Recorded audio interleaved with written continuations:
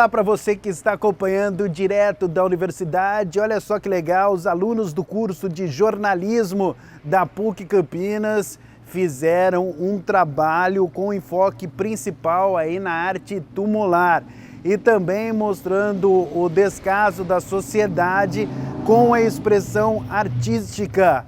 O foco principal foi no Cemitério da Saudade, aqui na cidade de Campinas. Olha só.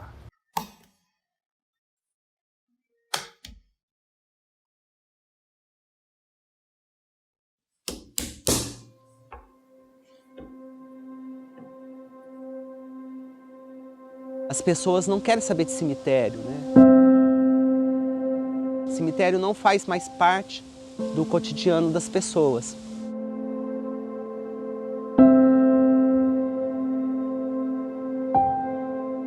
As pessoas querem simplificar esse sentido da morte. Não quer mais lembrar disso, não quer ter essa necessidade, o medo de estar no cemitério, o medo de ir para o cemitério. Não faz mais parte da vida da pessoa contemporânea e moderna.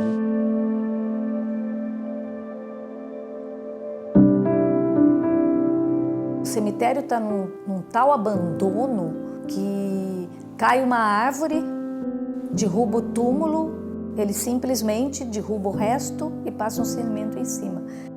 Túmulos de mármore, sendo colocado tudo como entulho.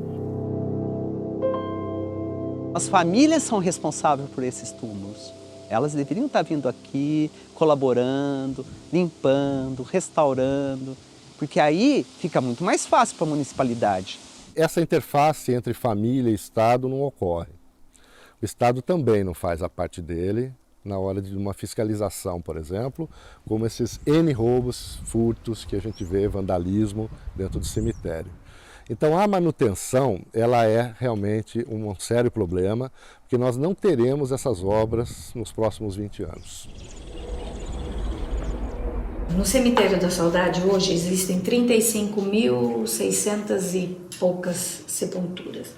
Campinas, nesse aspecto, é uma cidade abençoada, que tem o maior número de túmulos de mármore, apesar de muitos ladrões irem lá e roubar, né? A preservação passa pelo conhecimento. Se você não conhece, você não preserva. Então é uma luta para que a gente consiga trazer grupos de estudantes dentro do cemitério, para que eles olhem, né, a arte como algo necessário, como um diálogo necessário. Esses cemitérios mais antigos, do fim do século XIX, começo do XX, têm essas esculturas que foram feitas por marmoristas ou por escultores famosos, né? E eles têm um estilo próprio de fazer essas esculturas, que não só é em função do escultor, como também em função de quem, vamos dizer, contrata, né? Então, essa arte é uma arte muito peculiar. Esses túmulos são verdadeiras obras de arte. Eles utilizavam mármore de Carrara. E todas as figuras são renascentistas. Há um desenvolvimento da perspectiva, o pináculo é realmente excepcional, há o predomínio das linhas verticais, mas naquela época, é uma época de esplendor da economia paulista, e principalmente de Campinas, né? Refletindo as conquistas do incontestável progresso campineiro, os bairros residenciais vão se desdobrando, dotados das mais requintadas exigências do conforto moderno. O desenvolvimento das ferrovias, da imigração, por exemplo, dos rendimentos do café, tudo isso fez com que surgisse o quê? Uma burguesia. Uma classe dominante. E essa classe dominante fazia o quê? Grandes túmulos, investiam em grandes túmulos, importavam mármore de Carrara da Itália que vinha aqui para Campinas. A pessoa falecida, ela já providenciava, ela já deixava em testamento o dinheiro para construir o seu túmulo, de preocupação de que os filhos não gastassem com isso. O auge realmente dos cemitérios foi nos anos 20, nos anos 10, nos anos 20, com esses escultores italianos que tinham vindo a Campinas. Esses escultores, eles vieram para Campinas a convite dos barões, porque Campinas sempre foi rica, sempre foi rica. Campinas era a cidade mais rica do estado de São Paulo inteirinho. Das mais importantes cidades paulistas, berço de homens ilustres, repositório das mais puras tradições republicanas e encanto forasteiro com a sua agradável disposição topográfica e amenidade do clima. Campinas tinha o maior número de fazendas de café, o maior número de escravos e o maior número de barões. E eles que chamaram, quando eles perceberam que na Europa estava tendo essa arte tumular, eles quiseram acompanhar, porque eles trouxeram tudo para Campinas. Esses artistas, quando vinham a Campinas, tinham recebido uma bagagem cultural, artística muito grande na Itália. Eles frequentavam a escola de Pietrasanta, de Carrara, a escola de Armini, todos eles tinham uma bagagem.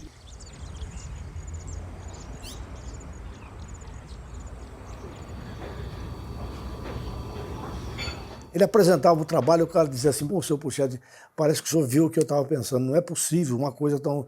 Ele não perdia um serviço.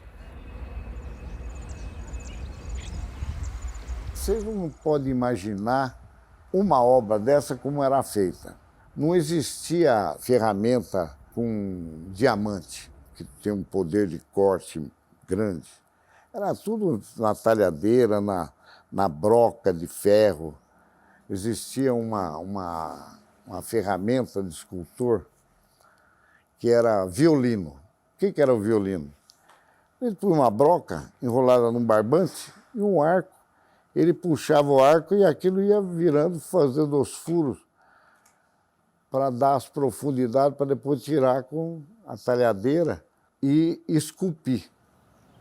Assim que o escultor segurava o violino e um expert puxava a cordinha. Se essa pessoa tremesse ou fizesse alguma coisa, a escultura estava perdida. Ela chama-se violino porque ela tem o som do violino quando cortava o mármore.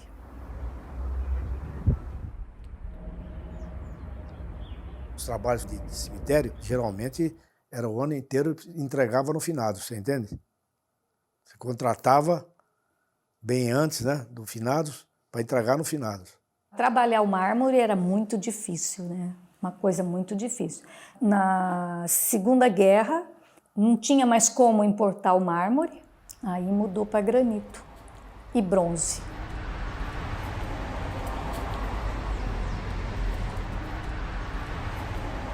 Houve um certo momento bacana, isso nós pegamos aqui. Essas pessoas mais proeminentes, mais ricas, quando o camarada morria, mandava tirar uma máscara de cera. Isso já era para baratear a coisa. Do cadáver, passava a vaselina, punha uma cera, tirava, fundia aquilo de cimento. Isso nós fizemos muito. O nego fazia, trazia aqui para ser fundido. O rosto do falecido chama máscara mortuária. É um negócio bacana aquilo. Ela é com cera. Porque você vê, você imagina a dificuldade de você esculpir um rosto como fosse retrato. Campinas fala escultura, fala Lélio Colucini. Colucini é mais uma arte moderna, não é mais renascentista. É uma arte moderna, de linhas funcionais, tanto do Marcelino como do Colucini. Os dois não têm nada a ver com os antigos, Zaratini, Puccetti, Tomagnini, nada disso. Eles têm uma arte tumular totalmente diferente. Nós temos, dentro do Cemitério da Saudade, mais de 60 obras do Lélio. É o maior portfólio das obras, estão dentro do Cemitério da Saudade, que abraçam vários estilos que o escultor experimentou no decorrer da vida. Ele está no panteão dos maiores escultores da nação, mas ele não é cultuado e nem festejado porque as pessoas não conhecem.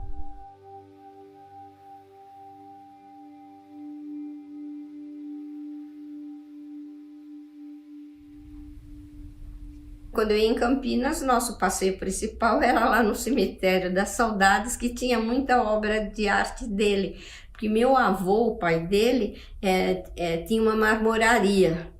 Então, quando encomendavam aquelas peças de mármore para seus túmulos, e encomendavam para o meu avô o mármore e para o meu pai as esculturas. Meu pai que fez essa peça, do Lélio Cunutini, e é bem simples, porque é um coração e ele transformou num casal se beijando. Ele tem túmulos que ele fez de mármore, mas ele tem uma grande maioria de bronze e granito. Vinha uma ideia para ele fazia assim um croquisinho rápido, depois ele desenvolvia no desenho e aí fazia a obra. Ele fazia em argila, né? Que é o que a gente inicia na argila e depois manda fundir. A paixão pela arte para o meu pai estava em primeiro lugar, né? Ele passava horas e horas no seu ateliê. A expressão de uma mãe sustentando o filho que está morto. Todo escultor, quando ele está fazendo uma peça grande, que a peça grande é uma peça demorada, ele não faz isso de uma hora para outra, você entende? Isso leva muito tempo, até às vezes meses até, né? Mas acontece o seguinte, em momentos que ele fica cansado, ele tem que se distrair, ele faz isso. Essas peças pequenas são feitas assim.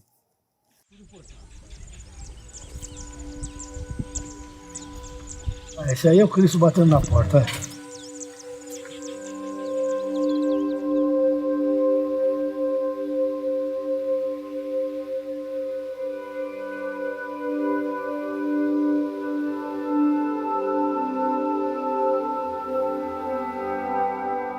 A maioria das pessoas que moram em Campinas, mesmo os campineiros, eles não conhecem a história, não sabem como o cemitério chegou lá.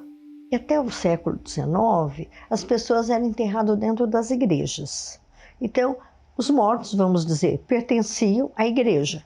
E no Brasil havia um predomínio da Igreja Católica. De uma maneira geral, eles eram enterrados nas igrejas católicas. É a Primeira República que determina, então, que tem que se criar cemitérios secularizados, que é esses cemitérios que você enterra todas as pessoas, independente da religião. Barreto Lemos, quando chegou a Campinas, em 1739, que era um povoado, Campinas do Mato Grosso, porque aqui havia muita floresta, Mato Grosso, e as pessoas eram enterradas em Jundiaí. Aí o povoado cresceu, tornou-se vila em 1797, aí eles começaram a construir os primeiros cemitérios. Por exemplo, o cemitério público, que era o da estação, onde está a estação ferroviária hoje, da Paulista, Mogiana. Depois, na região do Fundão, eles começaram a construir os cemitérios dos protestantes e o cemitério da Irmandade, que depois virou o quê? Cemitério da Saudade. No tempo da febre amarela, a coisa era assim, assustadora, morria 500, 400, era um negócio sério. E, nesse momento, houve a necessidade em Campinas de se construir um cemitério. Então, esse cemitério da Saudade era uma coisa monumental, enorme, na extensão territorial. Depois tinha o bonde, eles fizeram o bonde para levar as pessoas para lá. Então a cidade foi se achegando próximo ao cemitério, porque a cidade foi crescendo. De tanto medo que eles tinham, que eles iam levando o cemitério cada vez para mais longe, para mais longe, para mais longe, onde não tinha ninguém, não tinha gente. Hoje o cemitério praticamente está no centro da cidade. O Cemitério da Saudade, ou o antigo cemitério do Fundão, ele é composto basicamente um portal por uma grande avenida. Os cemitérios ficam repartidos por essa grande avenida. Ela é composta de palmeiras imperiais, uma capela central e composta de vários monumentos fúnebres, né? A arte tumular, as esculturas, todas em mármore, elas estão na primeira parte do cemitério, que são os cemitérios particulares. Eles estão dentro do cemitério municipal hoje, mas eles são particulares. E o cemitério municipal propriamente dito é a partir da capela do Ferreira Penteado. O que chama mais atenção dos monumentos assim, é o cemitério do Santíssimo, que parece uma caverna de estalagmite. Ela vai com tumbas na vertical, é onde a gente está, né, nesse conjunto, de mármore Carrara.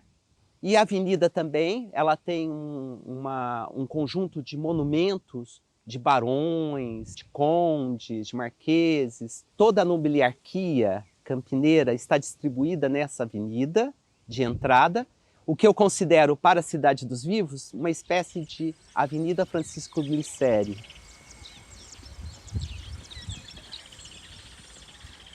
A mesma diferença que você percebia no primeiro cemitério, que foi a igreja, a diferença, os pobres eram enterrados fora do átrio da igreja, os abastados dentro da igreja. O cemitério é a mesma coisa. Os que tinham dinheiro e os que têm, os túmulos são mais vistosos, a desigualdade tem muita lá dentro.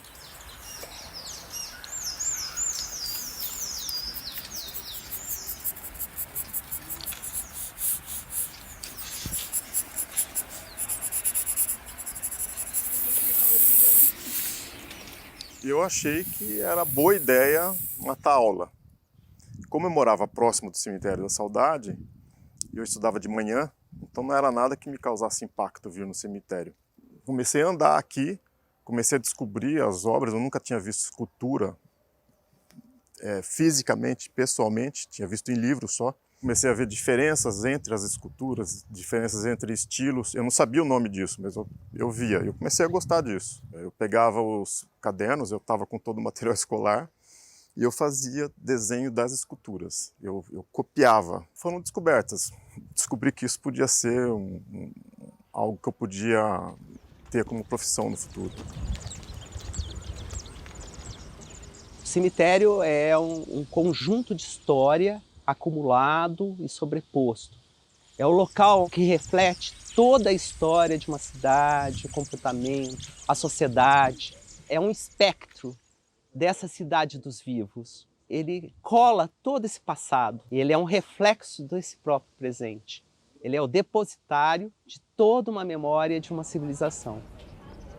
E os cemitérios, eles eram espaços de convivência no passado. As pessoas faziam piquenique dentro do cemitério. O cemitério era um local para você ver e ser visto. Uma mulher que ficava viúva, ela podia frequentar durante o primeiro ano 2 lugares apenas, que era a missa e era o cemitério.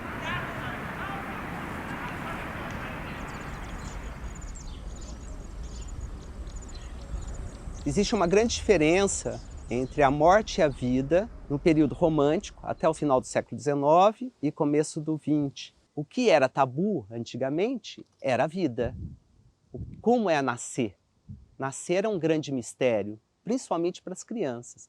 Agora, a morte não. A morte era uma coisa habitual, era uma situação doméstica. Ela ocorria com uma certa frequência. O doente, né, ou o ente querido, ele morria em casa, morria na cama, do seu próprio quarto. E aí todos iam para o quarto. Havia despedida, né? E até a criança. A criança via a morte de frente. Eles faziam foto das pessoas nos túmulos, tinha fotógrafo para fotografar o defunto no caixão. Antes de sair o cortejo, fotografava. Se era criança, a mãe colocava bonequinha de pano junto com a criança, punha o irmão vivo do lado para tirar uma fotografia junto com a irmã que estava no caixão. Então eles tinham assim, não vou dizer assim uma coisa, parece uma coisa mórbida, né? Mas não chega a tanto, né? Porque eles faziam tudo dentro do que era bonito. Depois eles eram velados dentro de casa, sobre a mesa, né? A mesa de jantar, a mesa que come, o que se inverte totalmente após as grandes guerras. A morte vira um tabu. no sentido de que as pessoas não morrem mais em casa. A sociedade contemporânea deixa o ritual da morte de lado, né? Isso é muito sério, porque se você não elabora a dor, o sofrimento da perda de um parente de um jeito, você vai depois elaborar de outro. Hoje existe uma cultura de que você tem que ser feliz 24 horas por dia. E a morte não é alegria 24 horas por dia, concorda? Então você tem que elaborar essa dor e hoje em dia a sociedade não deixa. Então é muito comum. Não, vamos fazer tudo rapidinho, vamos acabar logo com isso, tá bom?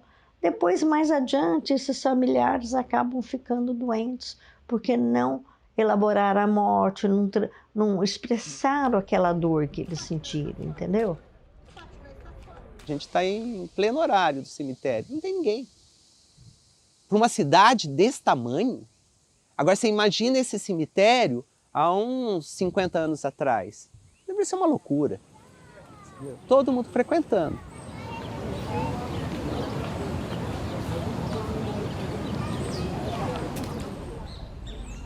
A arte tumular era importante no processo do luto porque, como eles achavam, tinham certeza absoluta que do outro lado tinha uma outra vida, essa vida tinha que ter uma moradia, então essa arte tumular enfeitava o luto deles. Eles ficavam de preto, a viúva ficava de preto 30 dias, mas ela ia lá. Aquilo dava uma alegria para ela, porque ela tinha certeza que aquele anjo que estava em cima do túmulo do marido, ou da filha, ou de quem fosse, era um anjo significando que ela estava no paraíso. Então aquilo era um alento para o luto dela.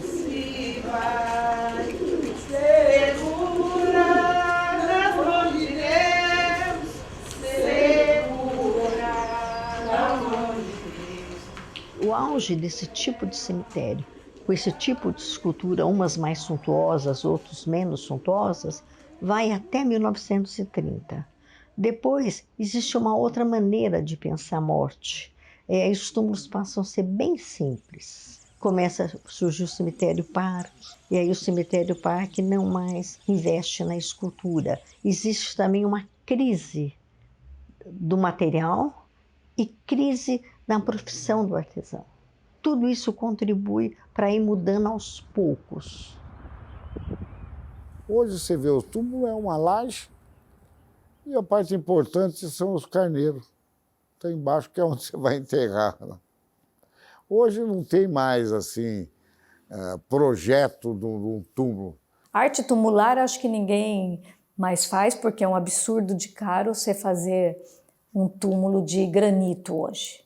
Para você fazer, o da minha mãe está quebrada, da família da minha mãe, a gente foi ver, o cara pediu 50 mil reais para arrumar o granito. Essa, vamos dizer, evolução artística, entre aspas, foi sendo engolido pela solução arquitetônica para conseguir suprir o movimento funerário.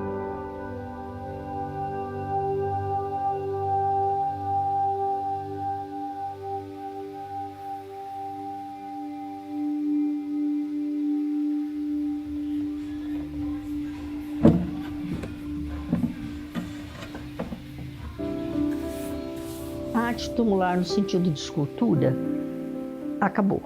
Hoje, aqui agora, ninguém mais faz e coloca. Hoje, aqui agora. Então você estuda com aquilo que já tem. Qual é a intenção que você tem quando você faz um túmulo da sua família? É perpetuar a memória da tua família. Hoje a coisa chegou num estágio tal que é uma plaquinha de bronze que geralmente é roubada com o nome num jardim, numa grama, que ninguém amanhã vai saber mais de quem é que está enterrado lá, porque o destino é esse. Eu vou virar uma plaquinha, né? Como todos nós. Graças a Deus também, porque de vez em quando precisa limpar isso aqui, né? O que tem. O que não tem, possivelmente não será feito mais. Você não tem mais espaço público para isso, né? Espaços particulares ficam muito caros. Eu acho que a sociedade vai repensando o modo de dar um destino para os despojos. Está todo mundo optando pela cremação, mais fácil, né?